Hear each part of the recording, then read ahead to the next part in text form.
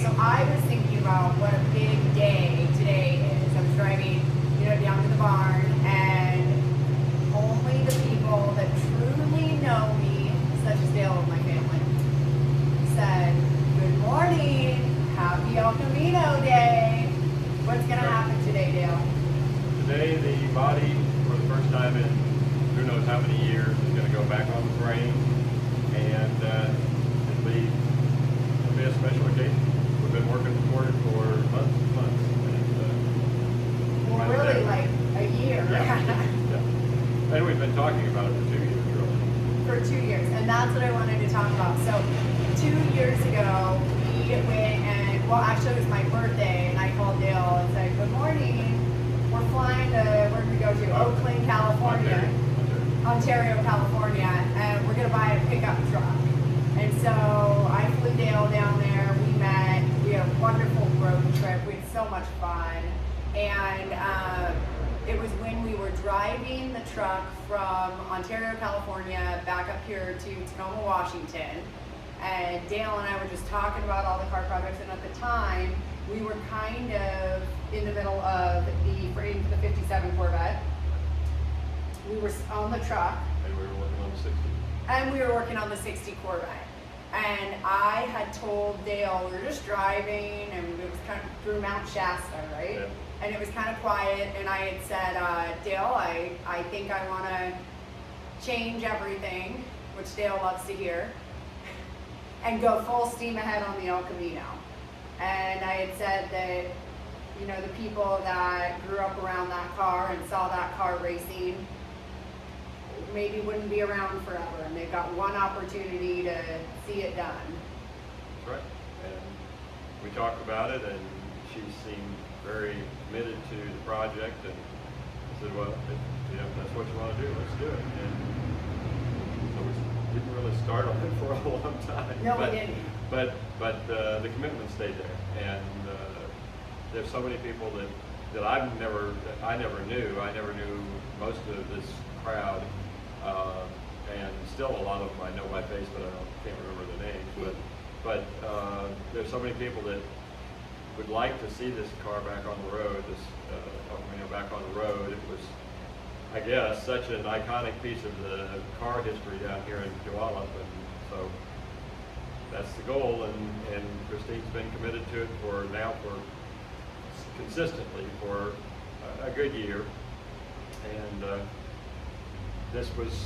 the frame was sitting on a table in Andy's Auto Parts for a number of years, just sitting there completely stripped. The engine was on an engine stand back in the back, and partially apart, different things, but it's finally got to the point where we got it to be a rolling chassis probably a month ago, and set the engine in it, and there was some things to do on the body, and that's all done now, and to the point where finally time to put the body back on the chassis. So hopefully we're going to do that today, which is really, really exciting. And I thought this morning, my mom and my sister were, I'm going to turn the heat on. Okay. It's going to be cold for a minute. Otherwise, no one will hear us. Okay, I'm back. I was thinking this morning that my dad would not believe that we've gotten to this point. He also wouldn't believe that we are going to use a 2-post lift in Barker's barn to put the El Camino body onto the frame, because there's a lot of changes that have happened in the barn since, obviously, I've met Dale, and since my dad's been gone, that we've made not only to the barn, but in keeping going on the project. So that's been really exciting. One thing I was going to ask you, which people don't know, you did not know my dad. No, I never met the man. I've heard so much about him. I feel like I know him in a lot of ways, but I've never met him. But I can see him, and I can actually, personally, I can feel him here a lot of times. So, I'm just happy to be a part of Christine getting this legacy, keeping this legacy going, and I think I think it means a lot to her, and you know, we were at a swap meet over the weekend, and so many people were commenting on how happy they were to see Christine being involved with these projects and working on these projects and getting them, trying to get some of these things back on the road that were taken apart years ago and just have been sitting there apart. And now we've got the 60 Corvette running. The 67 had always been running. The 67 or 66 Chevelle had been running. Not when he passed, but shortly after. They put a crate motor in it. But now the engine's going together for the 57 Corvette. This engine is all together and ready to run. It's been run on the test stand already. So there's a lot of people who have been following this and they comment all the time about how happy they are to see this taking place. And so I'm just proud to be part of it. You know, I'm just here for the ride. Well, I mean, I think a lot of people say, oh, well, it's a shame you couldn't have learned from your dad. And I couldn't have ever done this with my dad. This was my dad's place and my dad's love for his things, and his entire purpose was the cars and the barn and Andy's. And Dale, not knowing our dad, almost couldn't have been any other way. I mean, he had zero opinion of what my dad owned or what he did with his things or how we customized them. He just has a love and appreciation for all cars. And when I met Dale, it was a complete chance. I come into the museum and we were with Nancy LeMay, and she maybe doesn't know a lot of employees at the museum, I think, by name, and there's one employee that she really loves, Dale. Well, yeah, and it was totally just out of the blue. I mean, it's something that it was the furthest thing from my mind to be down here teaching someone to work on cars who had the desire and the love for them, but didn't really have any knowledge to speak up about it. But it's turned into 2.5, going on 3 years of just a really great friendship and a really great relationship. As far as Christine is a smart person and knows, you know, learns fast, but her job is totally separate from this. Her real, you know, paying job is totally separate from this. Yeah, Dale and I don't make any money down here. No, we're here for fun. But anyway, but she convinced me that she wanted to learn how to do this, that it wasn't just a passing thing, that, you know, 6 months after, that she wouldn't be off to doing something else. And she stayed at it. She's learned a lot. She's rebuilt a lot of carburetors already. She's rebuilt 3 engines. This third one's just getting ready to start up, probably within the next few weeks. Got 1 car on the road and getting ready to get closer and closer to getting the second one on the road. And is still as passionate about this stuff as she was the day that I met her. And I didn't even know really that this place existed. I had been by here once or twice, but never really took notice of it. Same way with Andy's. I do remember one of the times that I went by Andy's and haven't seen the push-pull car out in front of it.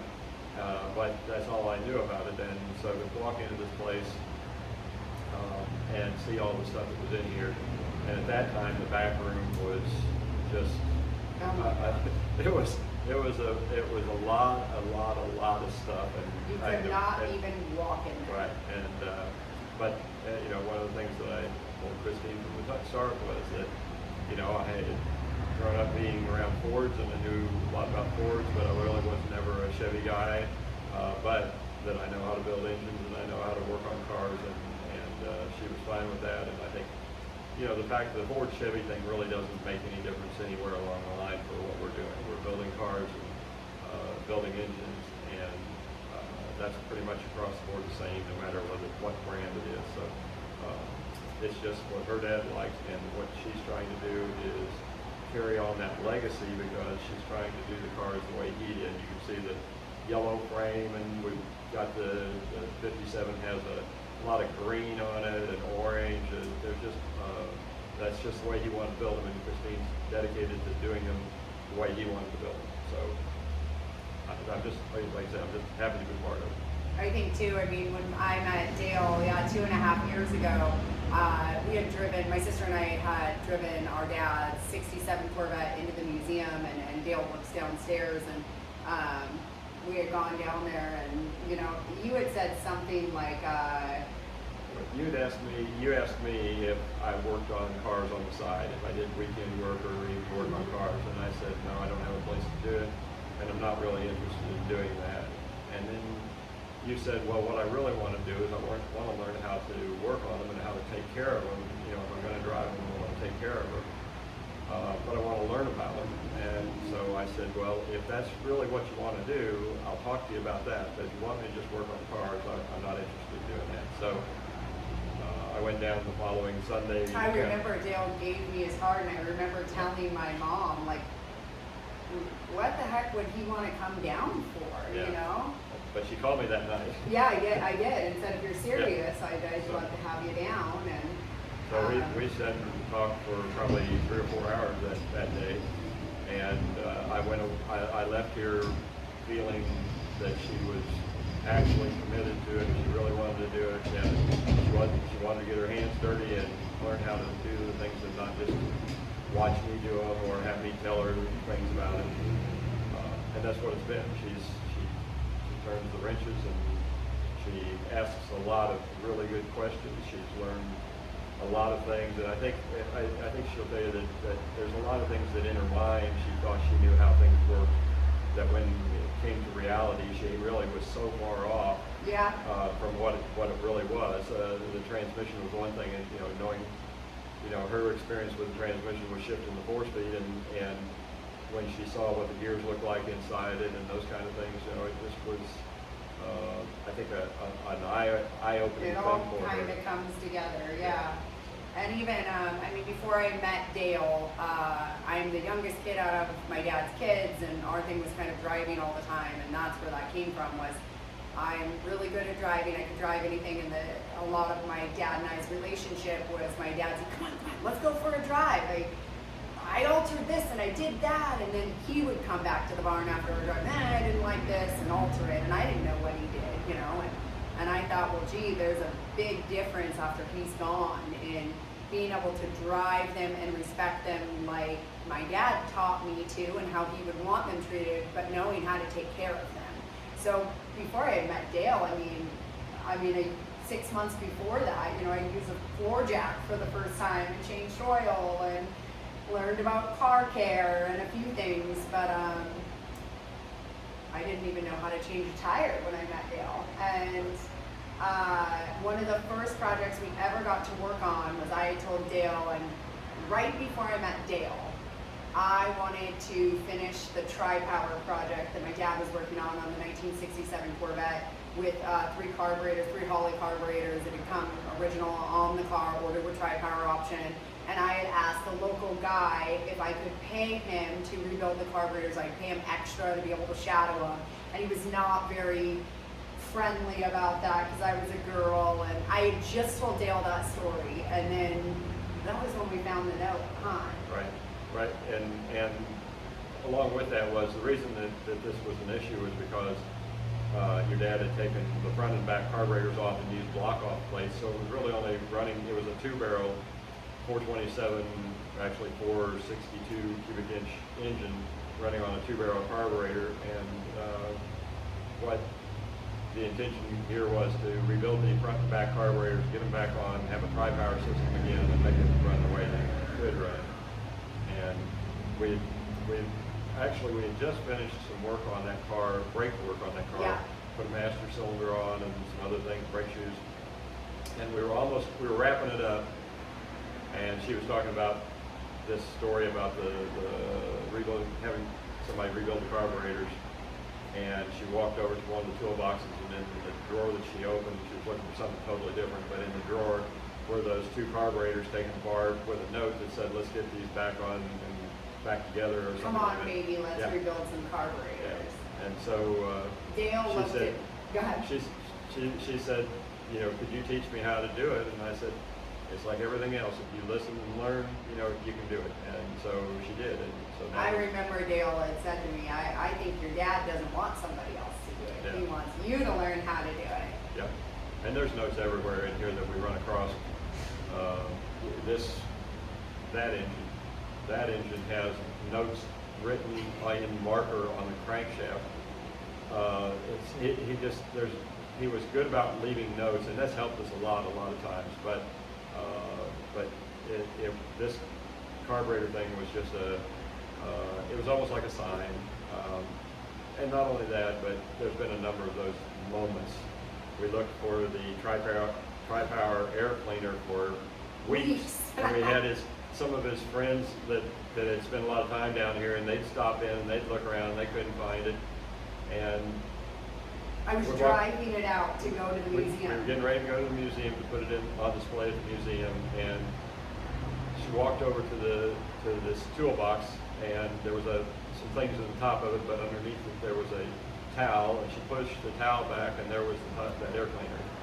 Just and as I was driving out the door. It was the time, and it was like her dad saying, "Hey, here it is. You know, now it's time to put it on." So anyway, there's a lot of moments like that, but she's learned a lot. She pays attention, and now she's rebuilt several different types of carburetors, and you know, done a wonderful job with it. So she retains a lot. She's smart. Well, I'm just so grateful for Dale. I think that, you know, people see a small snippet of our lives down here at the barn or Andy's or the things that we do, but the truth of the matter is, I mean, we dinner together every night during the week, and, you know, he's my first text message in the morning, and we talk all throughout the day and share our personal lives with each other, and I forced Dale to spend every holiday with us.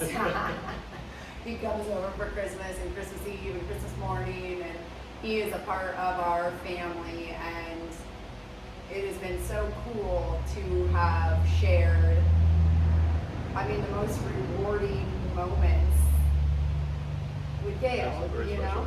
Some very special things with, you know, starting these engines, and, you know, just all the different things are special moments really and what excites me the most is seeing how she is when one of those moments happens, and how excited she is, and you know, it just that kind of I didn't know her dad, so I don't understand. I mean, I won't say I don't understand. I don't have the same excitement feeling that she does for something that her dad was working on, but to see her excitement with it is what excites me, and so it's just. It makes everything more special than just, oh, we started. Yeah, it really does. And I think too,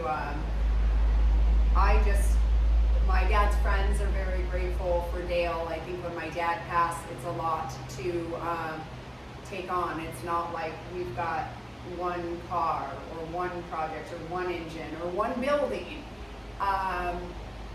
What my dad has built and left behind is a lot of work for somebody to figure out how to carry on, and my dad's friends, I mean, didn't have the time or necessarily the experience, or they have been around forever and they know the things about my dad, but Dale's patience and ability to teach me things is absolutely unbelievable, and I'm very grateful. We have a visitor, so we're gonna see who this guy is. I don't know. To be continued. Yeah. Oh, You guys talk among yourselves. Yeah.